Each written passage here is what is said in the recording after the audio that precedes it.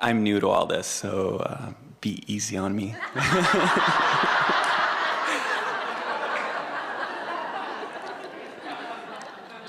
We haven't talked too much about soulmates or that kind of idea. I was wondering what you thought about that. Yeah, what is that? Well, very often you'll meet someone and you'll feel an extra resonance with them. And we've noticed, and this surprises people when they hear it from us for the first time, that it is as likely for your soulmate to be someone who just gives you that warm, fuzzy feeling that you've come home, as it is for you to find the soulmate who just makes you feel livid and angry. Because sometimes your soulmate is already in that place of alignment and sometimes not, or sometimes your soulmate is in alignment and you are not. So depending upon where you are along this emotional scale makes them feel the way they feel to you. And the reason we want you to hear that is that when you really want something, when you're not a vibrational match to it, it feels worse. In other words, a car that's going 100 miles an hour and hits a tree is a bigger problem than a car that goes 5 miles an hour and hits a tree. So your soulmate could feel fabulously to you or awful to you, depending upon where either one of you are in relationship to who you really are. Does that make sense to you?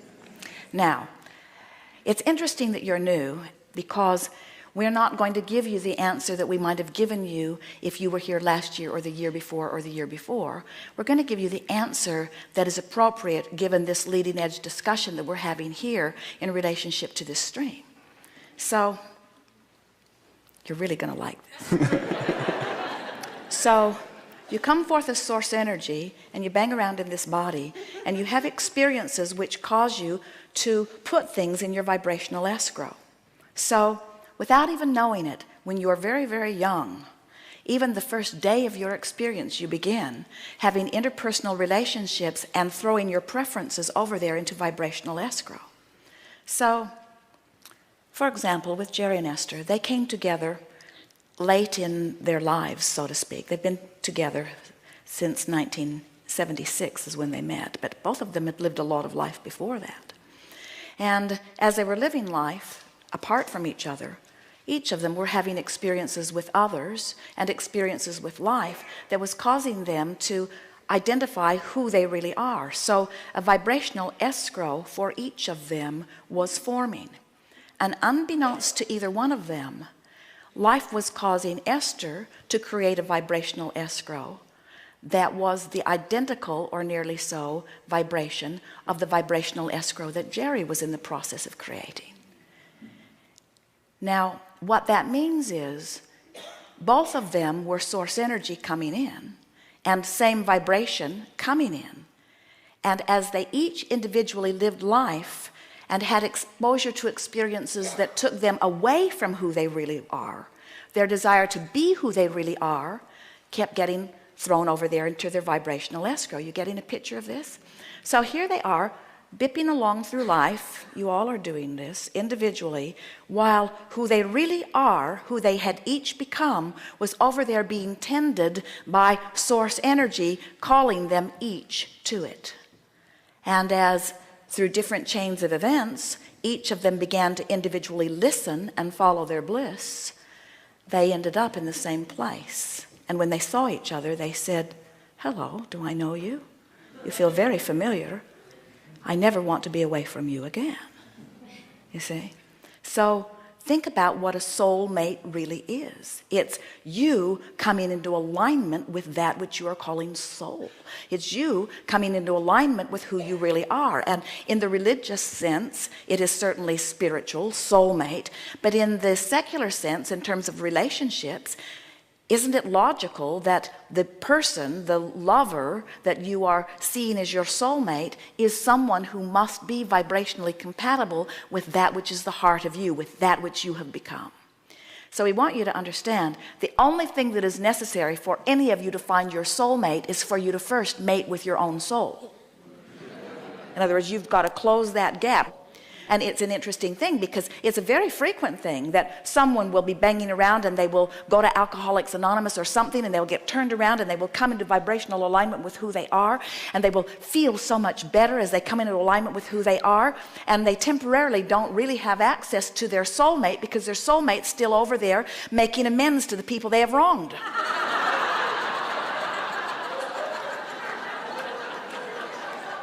In other words, you can't come into vibrational alignment with someone who's on a different vibrational frequency. And that's why we say sometimes your soulmates feel like the best thing that's ever happened to you, and sometimes they feel like the worst thing that's ever happened to you, depending upon where either one of you are in relationship to who you really are.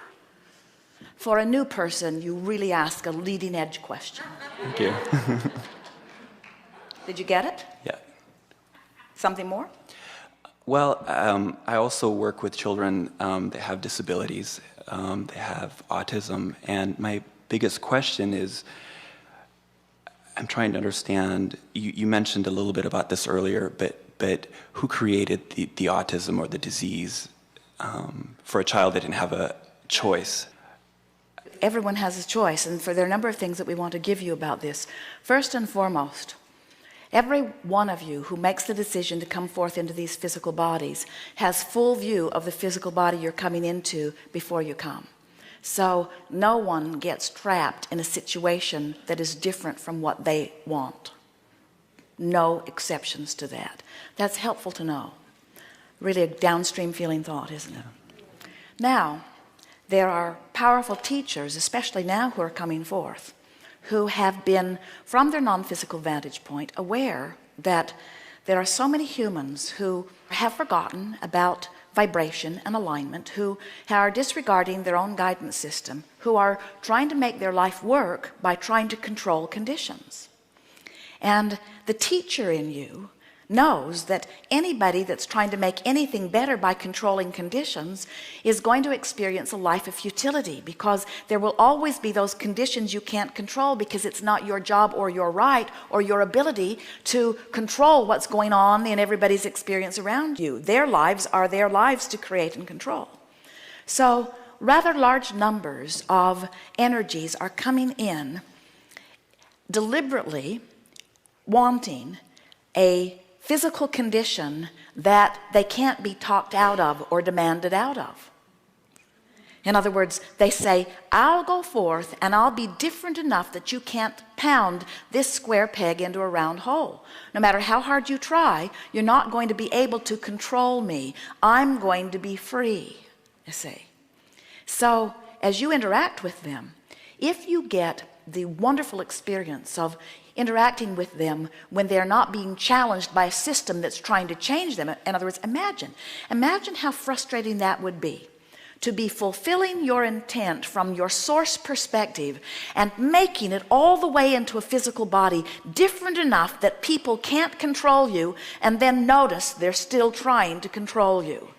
That's the frustration and outrage that you see in them. They want to say to you, and if they were better with their words, they would say to you, wait a minute, I went to a lot of trouble to be different. You're supposed to leave me alone. And those that are in an environment where somebody's not now trying very hard to make them normal, you called it a disability, they would call it an advantage. In other words, from source perspective, it would go something like, I've decided that I'm going to take the powerful being that I am, and I'm going to go forth into a physical experience, and I'm going to be different enough that you can't control me, which means I'm going to be one of the few people on the planet that you'll ever meet that knows that I am free, because I choose freedom over your approval of me. And then the society, who is embarrassed by them or worried about them, is forever trying to, oh, we'll just find one more way that we can bring you to normalcy. And they've come forth to say, we didn't want to be like you. That's why we chose to be different. We've come to offer a message that there is balance and value in our differences. We've come to teach unconditional love.